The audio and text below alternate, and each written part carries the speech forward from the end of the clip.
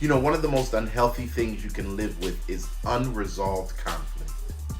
It can create stressors, it can create health problems, and it can destroy relationships. That's why we've got to do our part to resolve conflict when it arrives.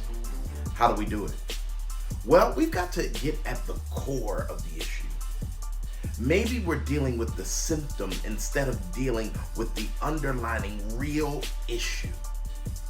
But then not only that, we've got to not be afraid to defer in order to save the relationship.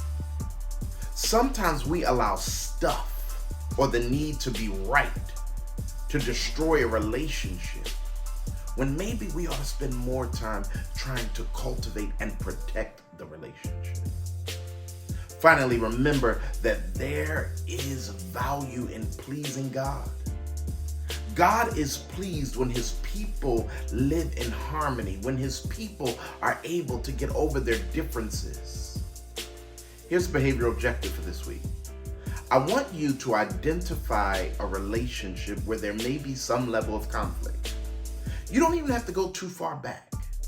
You don't even have to get too deep. Think about a relationship where there may be some conflict and try to apply those principles.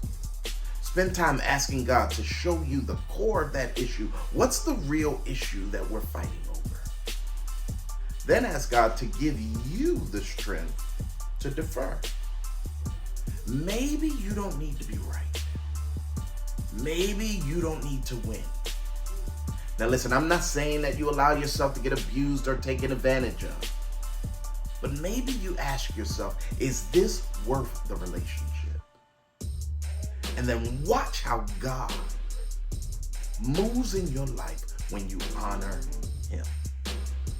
Let's do the work. Let's be who God is calling us to be.